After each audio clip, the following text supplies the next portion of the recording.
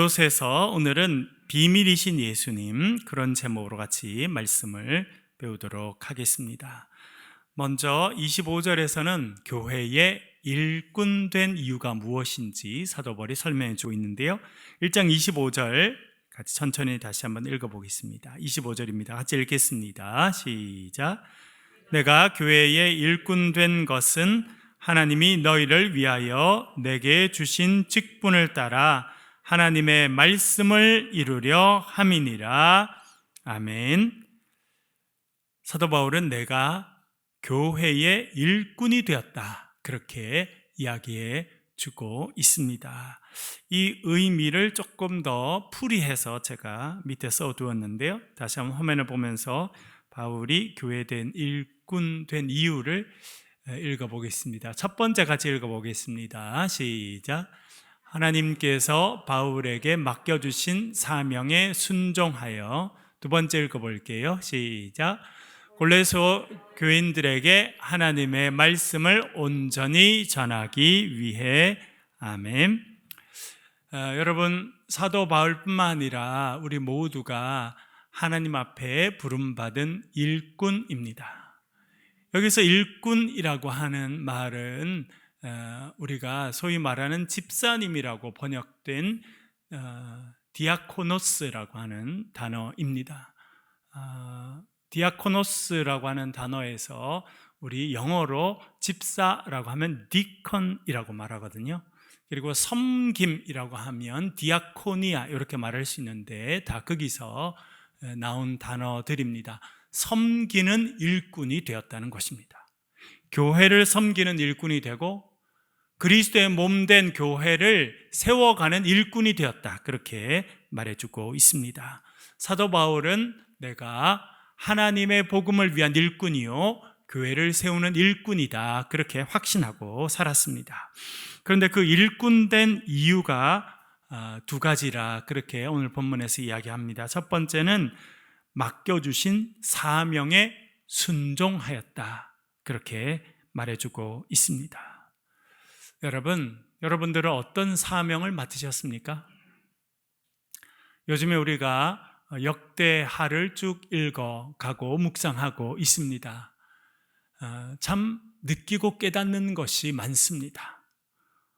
어떤 왕이 세워지느냐에 따라 그 나라가 하나님의 복을 받을 수도 있고 하나님의 심판을 경험할 수 있다라고 하는 것을 우리가 역대기를 보면서 참 많이 읽고 알게 됩니다. 여러분, 한 나라의 왕, 다스리는 왕이 맡은 사명이 있다면 그것이 무엇이겠습니까? 적어도 백성들이 편안하게 잘 살 수 있도록 하는 것이 왕이 맡은 사명이 될 것입니다. 그런데 우리가 역대기를 쭉 읽어보면 어떤 왕은 그것을 잘 하게 됩니다. 최근에 우리가 묵상했던 히스기야라고 하는 왕, 여러분 기억나시죠? 히스기야가 왕이 된 다음에는 아버지가 했던 모든 우상을 제거했어요. 산당을 제거합니다. 여러분, 산당 하면 뭐가 생각나십니까? 제가 장신대 다닐 때 그 장신대 바로 뒤에 아차산이라고 하는 산이 있습니다. 뭐 그렇게 높지 않은 산인데 거기 가서 제가 대학 다닐 때 또 기도도 하고, 거기 또 신학생들이 많이 올라가서 기도를 했어요. 그리고 그때는 우리나라의 많은 교인들이 아주 열심을 내서 금요일 저녁에 되면 산에 가서 기도하는 분들이 참 많았습니다.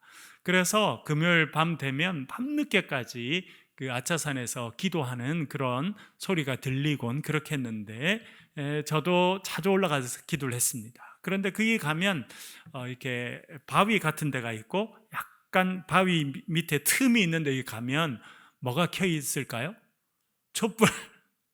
촛불을 켜 있고, 어떤 데는 거기 음식도 놔여져 있고, 뭐 그런 모습을 볼 수가 있었습니다. 거기서 뭘 하는 거였을까요? 밥 먹을 때 없어서 거기서 촛불 켜놓고 밥을 먹었을까요? 예, 그게 소위 말하는 구약 성경에 나오는 산당입니다. 그러니까 거기서 신을 예배하는 일을 했던 곳이 산당이죠. 산에 있었기 때문에 산당이라 그렇게 했는데, 우리나라도 사실은 되게 유명한 산에 가면 곳곳에 그런 모습들이 있었다고 하는 것을 우리는 알게 됩니다. 아마 지금도 어딘가는 또 그런 모습이 있을 것입니다. 그런 것들 다 제거하게 됩니다. 그리고 하나님의 성전에 있었던 우상들도 다 치우게 되고요. 그래서 하나님의 성전을 깨끗하게 하고 제사장을 세워서 예배하게 하고 그리고 유월절을 다시 지키게 한 것을 보게 됩니다. 그랬더니 어떻게 됐다는 것입니까? 사람들이 모여서 7일 동안 유월절을 지키고 너무 마음에 기쁨이 넘쳤어요. 즐거움이 넘쳤습니다. 그래서 또 7일을 연장해서 유월절을 또 다시 7일 지켰는데 유다 백성들 전체에 기쁨이 넘쳤다. 그렇게 이야기합니다. 그리고 그런 큰 기쁨과 즐거움은 솔로몬 이후에 그때까지 없었다. 그렇게 표현해 둔 것을 보고 마음에 참 많이 남았습니다. 히스기야는 왕으로서의 사명을 감당합니다. 특별히 딴 나라의 왕이 아니라 남유다의 왕입니다. 남유다는 다윗의 혈통을 이어받은 사람들이 임금이 됩니다. 다윗을 따라서 하나님을 섬기는 하나님의 백성으로서의 정체성을 지켜가는 사람들이 남유다 사람들이었습니다. 그 남유다의 왕이 된 사람이 해야 될 일이 있었습니다. 여호와 하나님을 섬기는 것입니다. 하나님의 백성, 하나님의 선민인 유다 백성들이 하나님을 섬기도록 만드는 것이 왕의 사명이었어요. 그런데 여러분, 역대기를 읽어보니까 그 사명을 제대로 깨달은 사람이 별로 없었어요. 여호사밧 왕 정도, 그리고 한참 가면 히스기야 왕, 그리고 그 다음에 오늘 아침에 우리가 읽었던 요시야 왕, 그 외에는 그렇게 하나님 보시기에 합당하게 한 사람이 별로 없습니다. 북이스라엘은 어떻습니까? 북이스라엘은 누가 하나님을 잘 섬겼습니까? 단 한 명도 없었어요. 단 한 명도. 그러니까 어떻게 됩니까? 결국은 멸망의 길을 가게 됩니다. 제가 이번에 하나 좀 배운 게 있어요. 제가 혼자 공부를 좀 한 부분은 히스기야에 관한 것이었습니다. 히스기야. 말씀드린 것처럼 히스기야는 왕이 해야 될 사명이 무엇인지 깨닫습니다. 그리고 그것을 깨닫고 나서 보니까 자기의 아버지였던 아하스, 그리고 그 몇 대 조상들이 전부 다 왕으로서의 사명을 제대로 감당하지 못했습니다. 하나님을 온전히 섬기는 사명을 감당하지 못했어요. 그래서 자기의 아버지 아하스가 우상을 섬기니까 그 결과로 어떻게 되었습니까? 아람이라고 하는 지금의 시리아 땅에 있던 왕국이 와서 한번 공격을 하고, 그 다음에는 북이스라엘 왕이었던 베가라는 사람이 와서 한번 공격을 하고, 지난 주일날에도 말씀을 드렸습니다만 그 결과는 어떻게 됐습니까? 남자 12만 명은 전쟁터에서 죽습니다. 여러분, 그 당시 이스라엘 인구가 얼마 되지 않았거든요. 12만 명이 죽고요. 그리고 지난 주일날 말씀드린 것처럼 20만 명의 여성과 아이들이 전쟁 포로로 끌려갑니다. 그 정도였으면 나라의 기둥이 무너질 만큼의 거대한 충격이었을 것이라고 생각이 됩니다. 그것이 아버지 때에 있게 되고, 그리고 그때쯤 그런 일이 있은 후에 북이스라엘에 멸망하게 되고 아수르의 왕에 의해서 멸망하게 되고 그 사람들이 끌려가는 모습을 보았을 거라고 생각됩니다. 먼저 신학적으로는 조금 어려운 것은 그 시기를 어떻게 잡을 거냐 하는 거는 학자들 사이에 상당히 논란인데, 그래서 저도 한 이틀 정도 열심히 이제 공부를 해보았습니다. 이 시간 차가 좀 많이 있어가지고요. 근데 결론은 어떻게 됐냐면 북이스라엘이 멸망하는 모습을 보고 722년에 주전 722년에 북이스라엘이 멸망하게 되는데요. 그 모습을 보고 그 다음에 결심은 한 후에 히스기야 왕이 된 거예요. 그러니까 아버지 아하스가 하나님을 온전히 섬기지 못해서 12만 명이 전쟁터에서 죽고 20만 명이 전쟁 포로로 끌려간 모습을 보았어요. 그리고 연이어서 북이스라엘이 아수르에 의해 멸망을 당하고 처참히 죽음을 당하고, 그리고 많은 사람들이 아수르로 끌려가는, 포로로 끌려가는 모습을 보게 된 거예요. 그래서 그가 두 가지 모습이 그에게 겹친 겁니다. 아, 이것이 하나님의 경고구나 하는 걸 깨달은 거예요. 남유다의 여성들과 아이들 20만 명이 북이스라엘로 끌려갔다가 선지자 오뎃이라고 하는 사람, 그리고 에브라임의 여러 지도자들이 군인들을 막아서서 그 사람들이 이제 결국 돌아오게 되지 않습니까? 근데 그 일이 있은 얼마 후에 북이스라엘에 멸망해서 아수르로 끌려가게 됩니다. 그런 모습을 보고 그것이 하나님의 경고라고 하는 것을 깨닫게 됩니다. 그래서 그가 왕이 되자마자부터 한 것이 무엇입니까? 우상을 없애는 거예요. 북이스라엘이 끊임없이 우상을 섬기고 바알을 섬기고 아세라를 섬기고 하나님을 섬기지 않았더니 결국은 나라가 망해서 엄청나게 많은 사람들이 아수르로 지금의 이라크 그 북쪽 지역으로 끌려가게 되지 않습니까? 그걸 보고 우리 20만 명의 여성들과 아이들이 북쪽으로 잠시 끌려갔다 내려왔던 그것이 경고구나 하는 걸 깨달은 거예요. 우리가 하나님 앞에 온전히 서지 못하면 우리도 결국 북이스라엘처럼 멸망하게 될 것이구나 하는 것을 그가 깨달았다, 이렇게 생각됩니다. 그런 의미에서 히스기야는 왕의 사명을 잘 감당한 사람입니다. 하나님을 섬기는 신앙 가운데 서야 된다라고 하는 것을 깨닫고 그것을 잘 섬긴 의미에서 왕의 사명을 잘 감당했어요. 그리고 제가 복음 노트에서 잠깐 말씀드렸습니다만 그가 왕이 감당해야 되는 일 중에 하나는 무엇이냐면 지혜가 있고 분별력이 있어야 돼요. 그렇죠, 여러분? 왕이 지혜롭지 못한 선택을 하게 되면 그 고통은 백성들이 그대로 받게 됩니다. 지난 시간에 말씀드린 것처럼 아하스 왕이 분별력이 없었습니다. 그래서 여호와 신앙을 버리고 우상을 섬기게 됐더니 그 결과로 20만 명이 끌려가게 됐죠. 지난주에 말씀드린 것처럼 병자호란, 이 청나라에 의해서 일어납니다. 조선의 사대부들은 명나라만 우리의 형님이지 청나라를 세운 이 여진족들, 몽골족들 오랑캐들 아니냐, 그렇게 생각하고 우습게 생각했어요. 정세 파악을 못한 거예요. 세계 흐름이 어떻게 가는지 잘 알지 못하고 몇몇의 사람들은 고집을 피웁니다. 청나라 이 오랑캐들하고 손을 잡을 수도 없고 이 오랑캐들에게 항복할 수도 없다. 그렇게 해서 버텼는데 몇 개월 버티지도 못하잖아요, 여러분. 그리고는 왕이 와서 처참한 굴복을 하게 되고 우리나라의 사람들 60만 명이 포로로 끌려가고 그중에 50만 명은 여성이었다고 제가 지난주에 말씀드렸죠. 얼마나 모진 그 삶을 살았겠습니까? 청나라에서도 고통을 당하고 또 돌아오니까 너무 그리웠던 고향에 돌아오니까 어떻게 말합니까? 고향으로 돌아온 이 환향녀를 며느리를 맞을 수 없다. 그래서 이제는 고향에서 버림을 당하고, 여러분 얼마나 그분들의 삶이 처참하고 힘들었겠습니까? 그것은요 결국 왕이, 그리고 왕을 보호자 하는 그 사람들이 판단을 못해서 그래요. 옛날 게 좋은 거요, 명나라만 우리가 섬겨야 될 사람이요, 저 청나라 이것들 다 오랑캐예요. 오랑캐들하고 이야기할 수 없고 오랑캐와 협상할 수 없고, 그래서 시대를 분별하지 못하니까 어떻게 됐습니까?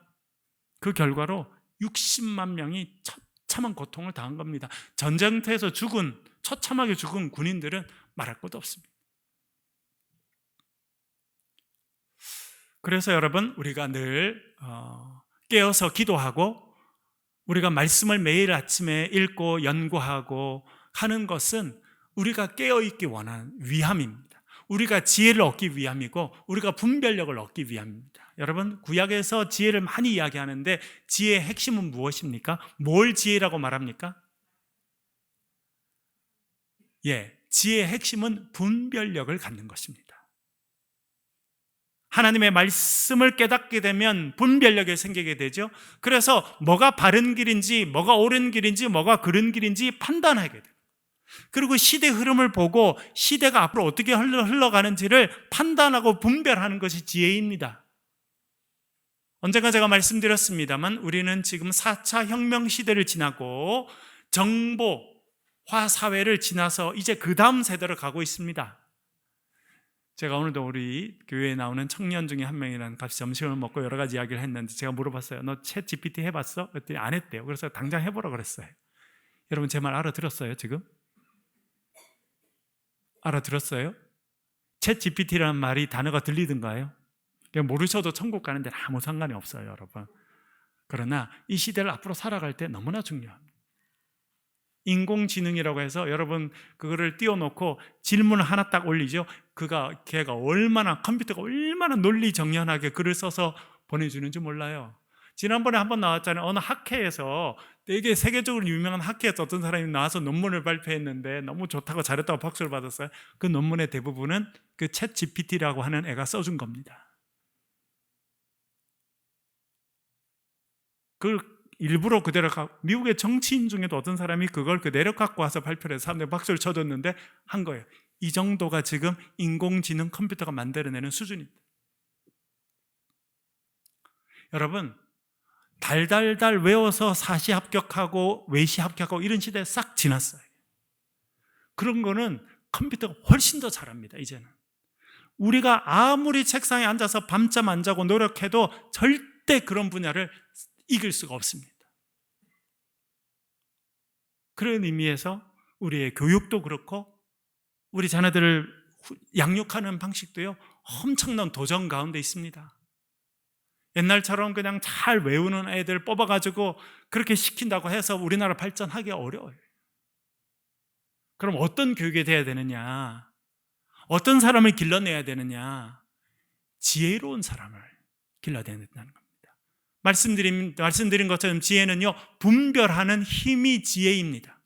세상이 어떻게 흘러왔고 앞으로 어떻게 흘러갈 것인지를 볼 수 있고 판단할 수 있고 그를 분별할 수 있는 것이 지혜예요. 그는 지식과는 좀 다릅니다. 물론 지식이 많이 쌓여야 지혜를 얻을 수 있습니다. 그래서 많은 공부를 하는 거죠. 그러나 많은 공부를 했다고 지혜가 되지는 않습니다. 많은 지식이 쌓이고 그게 하나님의 은혜가 더해지고 하나님 주신 영감이 더해지면 분별하는 힘이 생기게 되는데 그것이 지혜라는 것입니다. 그런 의미에서 히스기야는 참 지혜로운 사람이었습니다. 그 지혜로운 왕이 세워지고 왕이 해야 될 일, 하나님을 섬기는 백성으로 회복시키는 일을 하게 되니까 남유다에 기쁨이 넘치게 되고 하나님께서 은혜를 주셔서 그 나라가 부강하게 되었다고 하는 것을 알게 됩니다. 그 사명을 우리도 가지고 있습니다. 여러분 하나님께서는 저와 여러분 우리 각자에게 사명을 주셨습니다. 그 사명이 어떤 사명이든지 우리가 그 일을 잘 감당할 때 하나님께서 우리를 통해서 영광 받으시고 하나님의 일들이 이루어지게 되어 있습니다. 사도 바울은 자신에게 맡겨주신 사명에 순종해서 하나님의 일꾼이 되었다 그렇게 말해주고 있습니다. 우리가 우리 자녀를 위해서 기도해야 될 중요한 내용이 있습니다. 그건 무엇이냐면 여러분 우리 자녀들이 하나님 주신 사명을 깨닫는 거예요.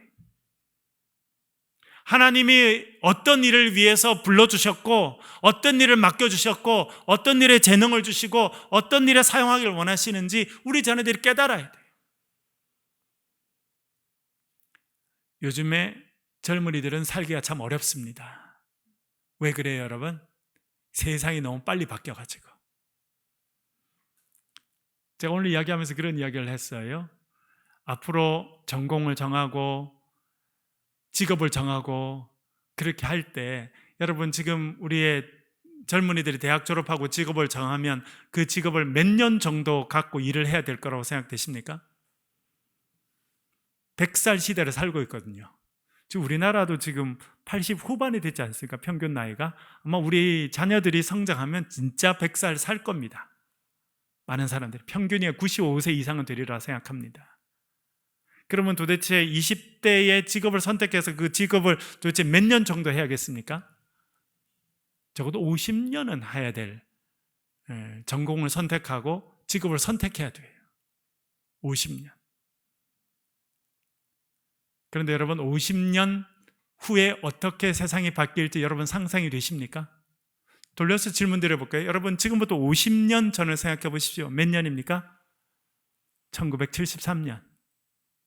그때 대학을 졸업하는 사람이 직업을 선택하려면 1973년에 어떤 직업을 선택하는 게 제일 좋았겠습니까? 판사 되는 게 제일 좋다고 생각했어요. 그렇죠?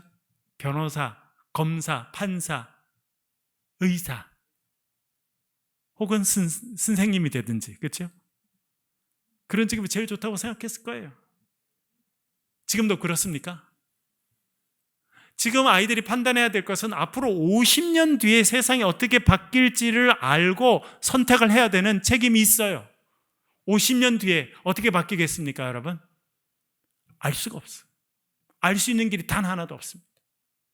제가 미국에서 만났던 장로님 한 분이 있어요. 너무 똑똑해요. 언젠가 나온 말씀드렸는데 그분은 고등학교를 딱 졸업할 때 대학 그때도 이제 시험을 이렇게 봤는데 이분이 전국 몇 등 안에 든 거예요. 그래서 딱 결과가 어떻게 나오냐면 네가 원하는 대학, 어느 학과나 지원해도 너는 다 합격이다. 이렇게 나왔대요. 그러니까 소위 말하는 그 당시 뭐 서울대 의대를 갈 수도 있고 법대를 갈 수도 있고 어느 대학 가도 다 합격할 수 있는 성적을 받았다는 거예요. 그분이 1970년대에 초반에 대학을 들어갔던 분이었습니다. 그래서 자기가 담임 선생님을 만나서 물어봤대요. 입학 진로 담당 담임 선생님을 만나가지고 제가 앞으로 뭘 전공하면 좋겠습니까? 1970년 초반에 그 선생님이 그 똑똑한 아이에게 어떤 전공을 하라고 조언했겠습니까? 섬유를 전공하라고. 섬유. 우리나라 앞으로 섬유로 부강할 거다. 70년 초반에 그렇게 이야기해서 이분이 서울대 섬유공학과를 들어갔답니다. 전공을 잘 선택했습니까? 잘못 선택했습니까? 네? 잘 선택했어요? 잘못 선택했어요? 그 당시는 잘 선택했어요. 여러분, 대구가 섬유로 돈을 엄청 벌었을 때가 몇 년입니까? 70년, 80년, 또 90년 이르길 때까지 우리나라 섬유 산업이 엄청 번창했어요. 그런 의미에서 그분은 잘 조언한 거예요. 근데 이분이 그래서 섬유공학과를 나왔는데 너무 목이가 똑똑하니까 미국에 유학 가가지고 석사, 박사까지 다 끝났는데도 30이 안 된 거예요. 그래서 교수로 갈 수 있는 길도 있고 대기업으로 갈 수 있는 길이 있어서 제가 미국의 대기업을 선택해서 갔대요. 열심히 연구하고 막 열심히 하고 이분은 머리가 너무 좋으니까 직장생활을 하고 와서 밤에는 또 앉아서 논문을 쓰고 그래서 막 직장생활 하면서도 막 논문을 출판하고 그랬대요. 40대 초반 너무나 충격적인 일이 일어났대. 자기 삶에. 한국에서도 제일 똑똑한 학생이고 미국에서도 제일 똑똑한 학생 중에 한 명으로 살고 자기 그 대기업에서도 가장 똑똑하고 가장 잘난 사람 중에 한 명으로 이때까지 살아왔는데 하루는 갔더니 책상 위에 봉투 하나 있더라는 거예요. 봉투를 딱 끄집어내 보니까 당신 우리 회사에서 이제 더 이상 필요가 없으니까 나가라고. 그러고 보니까 미국에 있는 섬유 회사들이 다 문을 닫는 거예요. 다 한국으로 다 왔어요. 한국으로 와서 우리나라 섬유나 의류 산업으로 이런 뭐 여러분 무슨 뭐 모직, 재직 이렇게 해서 얼마나 우리나라가 한때 성했습니까? 대구도 제일 혜택을 많이 받은 도시 중에 하나죠. 어떻게 됐습니까? 아직도 남아 있습니까? 지금 어디 다 갔어요? 방글라데시 이런 데 다 갔어요. 베트남으로 갔다가 중국으로 갔다가 베트남으로 갔다가 방글라데시 이런 나라로 다 가서 그래서 그 장로님 뭐라 그러냐면 저는 참 마음에 많이 남았어요. 제가 한 번은 청년부를 맡을 때 청년부 특강을 모셨더니 그분이 1시간 반을 특강을 했어요. 그리고 결론이 뭐라는 줄 아세요? 요즘의 젊은이들은 믿음이 너무 좋아서 그분 표현이에요. 기도도 안 하고 인생의 방향을 정한다는 거예요. 너무 믿음이 좋아가지고 기도도 안 하고 인생의 방향을 정한다는 거예요. 기도를 해서 하나님 주신 지혜로 인생의 방향을 정해야 되는데 자기도 그랬지만 입시 담당하는 스님한테 물어보고 선배한테 물어보니까 야 조만간에 이렇게 될 거니까 이렇게 해라. 그 자기도 섬유를 전공하고 아주 잘 나갔답니다. 한동안. 그러나 그것이 얼마 안 있었어. 미국에서 대기업에 들어가서 불과 10여 년이 지나니까 당신 나가라고. 왜? 우리 회사에 더 이상 당신 같은 사람이 필요가 없다고. 그래도 우리 회사도 점점 줄어드니 그런 자리를 유지할 수 없다. 여러분 그것이 우리의 삶의 현실이에요.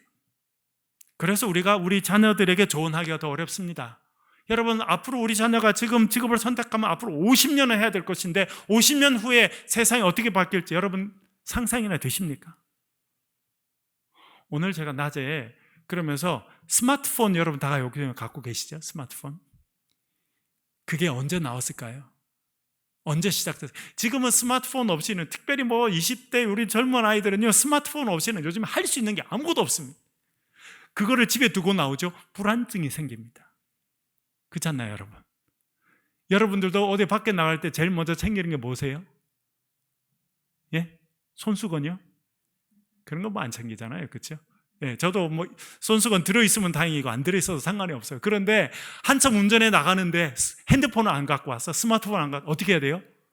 다시 들어가야지. 왜요? 전화 올 수도 있고 또 어디 가려면 길을 찾아내도 그걸로 찾고, 그렇죠? 음식점을 찾아내도 그걸 찾고, 요즘에는 누구 만나는 약속도 다 거기다 집어넣어가지고 다 그걸로 해야 돼요. 그런데 여러분 깜짝 놀랄 일은 스마트폰의 시작인 아이폰이라고 하는 게 몇 년도에 처음 세상에 소개된 줄 아십니까? 2007년입니다. 2007년. 아직 20년이 안 됐어요. 얘가 세상에 등장한 지 20년이 안 됐는데 세상이 이만큼 바뀌었습니다. 그래서 여러분 우리 자녀들 위해서 기도할 때 여러분 하나님께서 주신 사명이 무엇인지, 하나님 불러서 맡기신 소명이 무엇인지 하나님 그를 깨닫게 하시고 그 사명에 순종하는 그런 자녀가 되게 도와주십시오라고 기도하실 수 있기를 간절히 바랍니다. 그리고 아이들이 결정할 일은 아이들이 정말 기도하면서 우리 부모로서 우리가 여러 가지 기도도 하고 조언도 할 수 있죠. 당연히 그렇게 해야 됩니다. 그러나 최종 결정은 우리 아이들이 정말 믿음 가운데 할 수 있도록 하나님 주신 소명을 갖고 하나님 주신 지혜를 가지고 분별력을 갖고 인생의 방향을 결정할 수 있도록 도와줘야 돼요.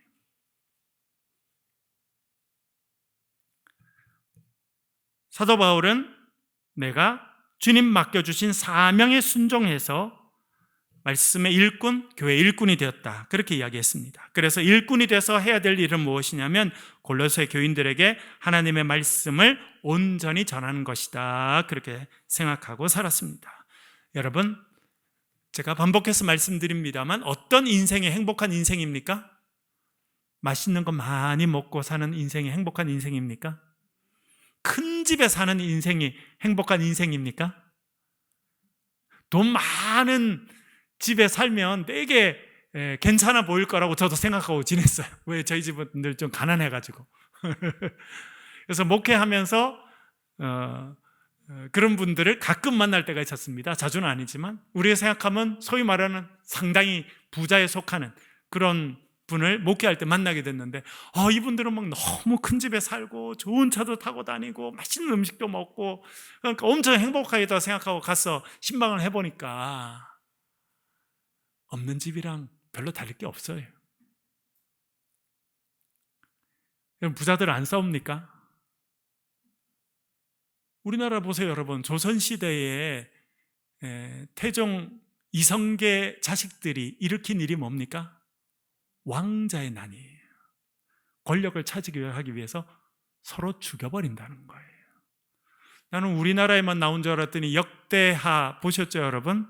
역대기를 보니까 아달랴, 이세벨의 딸인 아달랴가 와서 여호람과 결혼하잖아요. 결혼하고 나니까 이가 왕이 되니까 어떤 짓을 하던가요? 지 동생들 싹 죽여버리죠. 왜 그래요? 자기 혼자 있어야 혼자 왕을 해먹을 수 있으니까. 자기 동생 중에 누군가 똑똑한 애가 나면 사람들이 자기를 밀어내고 동생을 왕으로 세울까 싶어서 여러분 같이 피를 나눈 형제를 죽인다고 하는 것은 진짜 인간이 해서는 안 되는 반인륜적인 범죄 중에서도 반인륜적인 범죄. 왕이 돼서는 싹 죽여버려요. 아달랴도 어떻게 합니까 여러분? 지가 왕이 되려고 엄마고 할머니인데 어떻게 해요? 자기 자식들은 지금 다 죽었어요. 그랬더니 어떻게 돼요? 손자를 싹 죽여버려요. 참 끔찍한 그런 일들을 했다라고 생각이 됩니다. 사명을 버리는 일이죠. 사도 바울은요, 사명을 따라갔습니다. 어떤 사람이 행복하느냐? 권력을 갖고 있다고 행복하느냐? 여러분, 우리나라 대통령 최근에 보면 다들 행복해 보입니까, 여러분? 모르겠어요. 그분들이 행복하신지 잘 모르겠지만 쉽지 않다는 걸 알겠더라고요. 행복한 사람은 많이 가져서 행복한 게 아니고요, 큰 집에 살아서 행복한 게 아니고 사명을 발견하고 사명을 이루고 살아가면 그 삶에 정말 진정한 행복이 있게 되는 것입니다. 그런 의미에서 사도 바울은 행복한 사람이었습니다. 그래서 그는 이렇게 고백합니다. 사도행전 20장 24절 읽어보겠습니다. 20장 24절 같이 읽겠습니다. 시작. 내가 달려갈 길과 주 예수께 받은 사명 곧 하나님의 은혜의 복음을 증언하는 일을 마치려 하면은 나의 생명조차 조금 더 귀한 것으로 여기지 아니하노라. 아멘. 여러분, 생명을 바쳐서 이룰 일이 있고 생명을 바쳐서 이루어야 될 그 일을 위해서 달려가는 인생이요, 행복한 인생이라고 하는 것을 기억하실 수 있기를 간절히 바랍니다.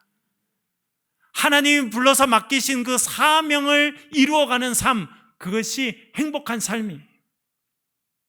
사도 바울은 사명에 따라 살았고 사명에 따라 교회의 일꾼이 되었다, 그렇게 말해주고 있습니다. 그러면 교회 일꾼이 되어서 뭘 했을까? 26절 27절 이렇게 말합니다. 골로새서 1장 26절 27절 이렇게 말하는데요, 천천히 한번 읽어보겠습니다. 같이 읽겠습니다. 시작. 이 비밀은 만대로부터 감추어졌던 것인데 이제는 그의 성도들에게 나타났고 하나님이 그들로 하여금 이 비밀의 영광이 이방인 가운데 얼마나 풍성한지를 알게 하려 하심이라. 이 비밀은 너희 안에 계신 그리스도니 곧 영광의 소망이니라. 아멘. 하나님의 부르심에 따라 사명에 따라 교회의 일꾼이 된 사람이 사도 바울이었습니다. 그가 한 일은 골로새 교인 가운데 하나님의 말씀이 풍성하도록 한 것이었습니다. 그 풍성하도록 했던 하나님의 말씀에 핵심이 있었어요. 그것은 비밀을 알려주는 것입니다. 그 비밀이 무엇이었다고 말해주고 있습니까? 비밀은 예수 그리스도였다는 거예요. 26절에 보면 이 비밀은 만세와 만대로부터 감춰져 있던 것인데 이제는 그의 성도들에게 나타났다, 그렇게 말합니다. 여기서 나타났다라고 하는 말은 헬라어로 아포칼립시스라고 하는 말인데요, 감춰져 있고 이렇게 숨겨져 있던 것이 드러나서 보여지게 되었다, 그것을 말하는 것인데, 그것을 우리 전문적인 용어로는 계시라고 말합니다. 우리가 계시받았다라고 하는 것은 무엇이냐면 감춰져 있어요. 우리가 알 수 없습니다. 인간이 인간의 힘으로 알 수 없는데 하나님께서 문을 열어주시고 하늘의 문을 여셔서 보게 하시고 깨닫게 하시고 알게 하신 것이 계시라, 그렇게 말해 줄 수 있습니다. 그러면 계시를 통해서 우리는 뭘 알게 되느냐? 하나님께 감춰져 있던 비밀을 알게 된다는 것입니다. 여러분, 하나님께서 가지고 계신, 우리에게 허락하신 비밀이 있습니다. 그 비밀이 예수 그리스도라, 그렇게 말해주고 있습니다. 사실은 사도 바울은 골로새 교회 편지를 쓰면서 이 비밀이 예수 그리스도라 계속 강조합니다. 2장 2절 3절 한번 읽어보겠습니다. 골로새 2장 2절 3절 읽어보겠습니다. 시작. 이는 그들로 마음의 위안을 받고 사랑 안에서 연합하여 확실한 이해의 모든 풍성함과 하나님의 비밀인 그리스도를 깨닫게 하려 함이니 그 안에는 지혜와 지식의 모든 보화가 감추어져 있느니라. 아멘. 2절에 이렇게 써놨죠. 하나님의 비밀인 그리스도를 깨닫게 하려 함이라. 사도 바울이 골로새 교회 가서 했던 일은 무엇이냐면 복음을 전했는데, 그 복음은 그리스도의 하나님 나라의 비밀을 알려준 것입니다. 그 하나님의 비밀, 그것이 무엇이라고 말합니까? 그리스도라는 거예요. 그런데 3절은 기가 막힌 표현이 나옵니다. 그 안에는 그리스도이죠. 하나님의 비밀이신 그리스도 안에는 뭐가 있다는 것입니까? 지혜와 지식의 모든 보화가 감춰져 있느니라. 할렐루야. 제가 앞에서 말씀드렸죠. 이 시대에 필요한 게 뭐라는 겁니까? 여러분, 지금은요, 예전에 예전에 제가 학교 다닐 때는 영어 단어 외우는 거 여러분 열심히 하셨어요? 안 하셨어요? 했죠. 그래서 저희들보다 더 선배들 뭐 이렇게 대학 준비하고 사시를 준비하고 뭐 이런, 그때는 이제 시험을 봐서 시험을 통과해서 출세길을 간다고 생각했기 때문에 시험 공부를 엄청 열심히 했는데, 그런 사람들이 영어를 사전을 통째로 외웠대잖아요. 그래서 영어 사전을 해서 다 외우면 그걸 어떻게 했다는 거예요? 찢어서 들어보셨어요, 여러분? 그래서 제 고등학교 다닐 때는 공부도 안 하는 애가 계속 그것만 이렇게 씹고 있는 애도 있었어요. 씹어 먹으면 그게 들어온다 생각. 뭐 어떤 친구들은 우스개로 그렇게 했겠습니다만, 잠잘 때 뭘 베고 잔다고요? 네, 사전이나 뭐 이런 거 베고 자면 혹시 머리에 들어오지 않을까. 그때는 지식을 갖고 암기를 많이 하면 성공할 수 있다고 생각했고, 실제로 그것을 통해서 그런 시험을 통과하고 그런 사람이 출세했던 때가 있었어요. 그러나 말씀드렸죠, 지금은 챗 GPT가 나와서요 외울 필요가 없습니다. 우리가 아무리 외운다고 해도 그 컴퓨터를 절대 따라갈 수가 없습니다. 지금 오히려 스마트폰을 들고 그 프로그램을 깔아서 물어보는 게 훨씬 정확합니다. 그래서 지금 시대가 끝나쳐 가면서, 그리고 이 다음 시대를 지나면서 우리에게 필요한 게 지혜라는 걸 말씀드렸습니다. 우리 자녀들도요, 지혜의 사람이 되면 30년 아니라 50년 동안 살아갈 수 있는 인생의 길과 직업과 할 일을 찾게 되는 거예요. 그러나 짧은 지식 의지에서 살아가면 인생을 방황할 수밖에 없습니다. 조금 하면 시대가 바뀌고. 여러분, 제가 유학하면서 그런 걸 많이 경험했거든요. 처음에 미국에 유학 갔어요. 제가 신학대학원 다닐 때 미국에 유학 갔습니다. 장신대에서 이렇게 몇 학교에 보내줬는데 전액 장학금을 주고 이렇게 가서 공부할 때 너무 좋았어요. 처음 미국 가서 공부하는데 제가 뭐 공부를 썩 못하던 학생은 아니었거든요. 장신대에서도. 그래서 나름대로 똑똑하다고 생각해서 미국에 가서 미국 학생대로 공부를 하는데, 진도가 나오잖아요. 이렇게 실러버스라고 해가지고 이렇게 수업 진도표가 나오거든요. 그러면 제가 공부를 열심히 해갔어요. 그리고 막 영어로 이렇게 나올 만한 거 막 이렇게 문장을 다 적어가지고, 그래서 딱 한참 들으면 처음에는 말을 못 알아들어요. 얘들이 말을 빨리 하니까 교수님 강의는 알아듣기가 편합니다. 분명한 발음으로 쭉 설명하니까. 근데 학생들이 토론하는 거는 무슨 말인지 알아들으려면 시간 한참 걸려요. 그래서 자기들끼리 막 이야기하는 거 열심히 이렇게 듣다가, 아, 지금 이 주제를 가지고 이야기하네. 그래서 내가 준비한 이거랑 딱 맞네. 그래서 내가 준비한 걸 딱 말하려고 하면 주제가 바뀌었어. 그런 경험 안 해보셨죠? 저는 그런 경험을 반복적으로 했어요. 얼마나 낙심이 되고 좌절이 되는지. 제가 준비를 많이 했어요. 딱 그 주제가 걸리면 이야기하려고 준비를 많이 해서 다 문자를 써가지고 다 번역해가지고 영어로 문장을 만들어가서 딱 말하려도 주제가 바뀌었다니까요. 그럼 그 주제를 또 알아들으려면 또 한참 시간이 걸려요. 그럼 머릿속으로 막 생각해서 영어 문장을 만들어 또 말하려면 또 바뀌고 또 바뀌고. 아, 얼마나 좌절이, 공부하기가 싫더라고.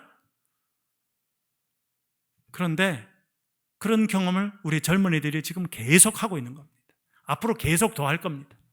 왜요? 시대가 그만큼 빨리 바뀌니까. 지식에 의지해서 살아가면요, 이 지식이 내일 되면 쓸모없는 지식이 될 수 있습니다. 여러분, 지금 하루에 쏟아지는 지식의 양은요, 한 사람이 100년 이상 공부해도 절대 따라갈 수 없는 양이 하루에 쏟아지고 있습니다. 전 세계적으로. 그러니까 지식을 배워서 지식에 앞서가서 세상을 이끌어갈 수 있고 내 삶을 유지할 수 있는 시대는 벌써 지나가고 있다는 거예요. 그래서 필요한 것이 지혜라는 것입니다. 그런데 오늘 본문에 뭐라 말합니까? 그 지혜와 지식의 모든 보화가 어디에 감춰져 있다고 말합니까? 누구 안에 감춰져 있다는 거예요? 예수 그리스도 안에 감춰져 있다는 것입니다. 그것이 비밀이라는 거예요. 여러분, 이것은 우리에게 중요한 것을 말해줍니다. 그것은 예수 그리스도를 믿는 신앙을 가지고 21세기를 살아가는 사람들 향해서 많은 사람들이 지혜 없다고 말합니다. 아직도 교회 다니냐? 야, 아직도 종교를 믿느냐? 아직도 교회 다니냐? 그런 사람이 많아요. 그런데 여러분, 이 시대를 앞서가고 이 시대를 분별하는 참된 지혜는 진리이신 예수 그리스도 안에 있다는 것을 여러분 기억하며 살아가실 수 있기를 간절히 바랍니다. 그래서 우리가 예수 그리스도를 믿고 예수 그리스도를 만나고 예수 그리스도의 말씀을 가지고 살아가면 우리는요, 이 시대에 뒤떨어지는 자가 아니라 이 시대에 많은 사람들이 알 수 없는 지혜와 분별력을 갖는 그런 사람으로 살아가게 될 줄 믿습니다. 그래서 어떻게 보면 이 시대를 가장 앞서가는 방법은 진리이신 예수 그리스도를 믿고 살아가는 거예요. 그리고 진리의 영이시고 예수 그리스도의 영이신 성령의 인도하심을 받는 그것이 이 시대를 가장 앞서가는 길이 될 수 있는 줄로 믿습니다. 4장 3절에도 보면 한 번 더 강조하고 있는데 골로새서 4장 3절 읽어보겠습니다. 4장 3절 읽어볼게요. 시작. 또한 우리를 위하여 기도하되 전도할 문을 우리에게 열어주사 그리스도의 비밀을 말하게 하시기를 구하라. 내가 이 일 때문에 매임을 당하였노라. 아멘. 사도 바울은 기도했습니다. 뭘 기도했다는 거예요? 하나님이 전도할 문을 우리에게 열어주시기를 기도했다는 것입니다. 그렇게 해서 전도의 문이 열리면 뭘 하라고요?